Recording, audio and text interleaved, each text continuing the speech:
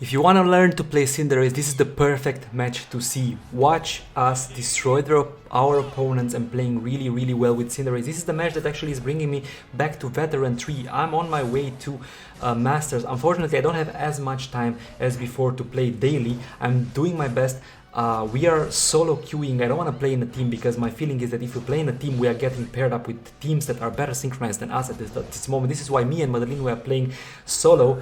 So this is what we are doing right now, trying to get as much kills on their jungle as possible, delivering the last hits on this APOM. Me and Pikachu now killing the second APOM, and you will see here I decided to go on the top APOM as well, trying to steal it, and I managed to do so. Look at my level compared to Squirtle's level. I'm already close to level 4, while Squirtle is only level 3, and now I am level 4, which means that over my Squirtle on this side I will have a major advantage.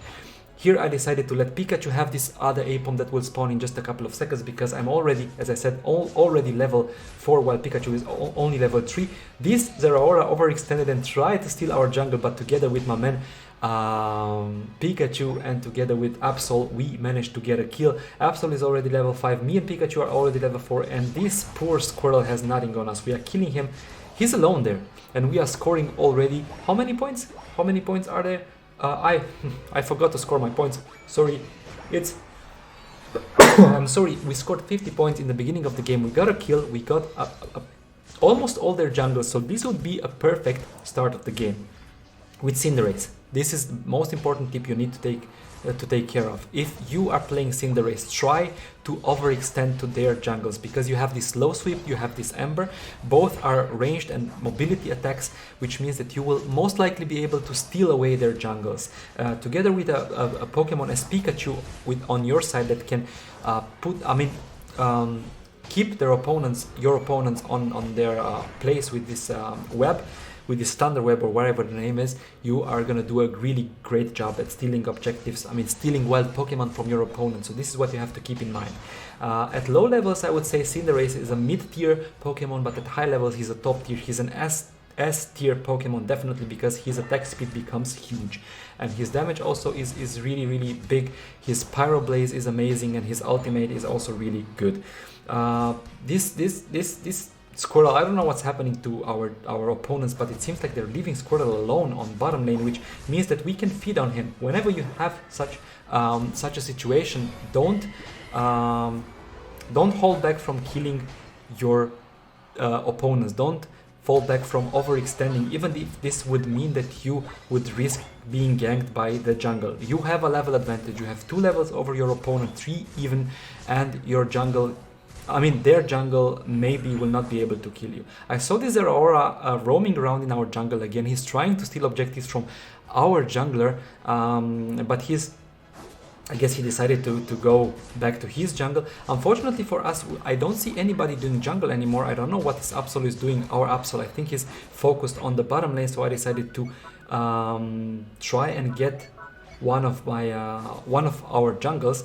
Our teammates, we feel like they're doing a really good job on Dreadnought, and after the buffs you see already that Rotom is really good. So I decided to focus together with Pikachu on Rotom while they were focusing on Dreadnought on bottom. Still, from my point of view, Dreadnought should be the priority if you have this possibility, only because levels is so important these days in Pokemon. If you snowball with a Pokemon, you will be able to deal massive damage to everybody throughout the game. However, Rotom is also really OP at the moment, and if you manage to destroy 2 of their goals until minute 5, it's going to be a huge advantage for you and your team. We were lucky there that both Rotom and Dreadnoughts were taken by our team. I felt like I had a really good team, while our opponents were somehow overwhelmed by the power of this team. However, CINDERACE, if you have the possibility to steal away jungles from your opponents, do so, because he has this ability. Greninja here overextended again against Greninja, and I managed to come from behind to somehow gank and manage to kill him. So, as I was saying, if you have the possibility to go and steal the jungle from your opponents, do so with CINDERACE, but mind that you do not get killed in the process. Greninja is trying to hold the lines. I don't know, Greninja, I feel like he's not focused anymore on jungling, only because he doesn't really have the support from his teammates. And here I this was just something that I wanted to do. I wanted just to kill this Zeraora, even though I shouldn't have done it. I shouldn't have overextended and used my ultimate there, but I just felt like doing it, you know. Sometimes you feel like the game is so good and you just really didn't want to die and you really wanted to kill your opponent in one-on-one duels, and this is what I did. Unfortunately for me, I got killed here by Ivysaur and by Wartortle, and that was a huge mistake from my side, because they managed to score 60 points on our goal and destroy it right before Dreadnought appeared. So I should have, after killing Zeraora, go back, but I had a lot of points on me and I was really close to scoring them. If I remember correctly, I also scored them, so I scored the points, but I got killed. So I mean, in the end, it's a really fair change, let's say. Zeraora again is trying his best here to kill us. He's got nothing on us. I got more mobility than a speed 3, if you can imagine, with this Flame Charge. Flame Charge, I think, from my point of view, is one of the best attacks of abilities of CINDERACE, even though Pyro Ball, of course, is huge. But with Flame Charge, you can reposition yourself and your main attack would be the basic attack in the end. We managed to kill Bulbasaur. Unfortunately for us, I think we lost Dreadnought, but it doesn't really matter because we are already destroying everything on top lane.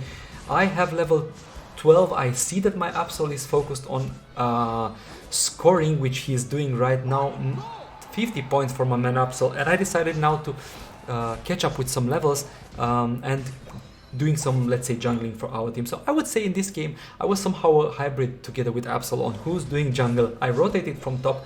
I was on top in the beginning. I was playing really well on top, but then I decided to go bottom for Dreadnoughts, and I stayed somehow in the jungle because I saw that my opponents were really bad there. I decided to set up a trap for this Charizard here. I auto-aim my Pyro Ball. I always tell to myself, don't auto-aim your Fireball.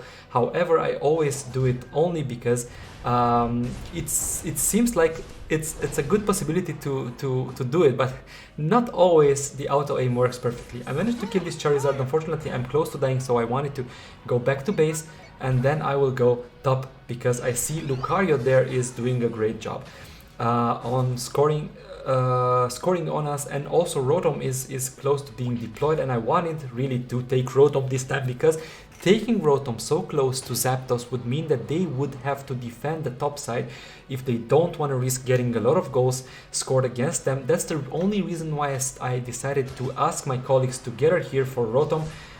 We are killing this Lucario, which means that Rotom will 100% be ours, even if there's only 24 seconds left until Zapdos appears.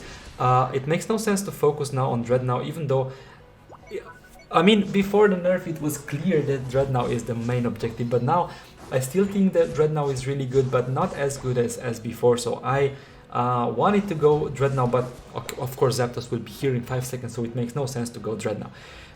So as I assume, they are busy on the top side with Rotom, so I immediately initiate the attack over Zapdos. This is a huge tactic that you can do together with your team. So keep them busy with Rotom. Zapdos is now dead.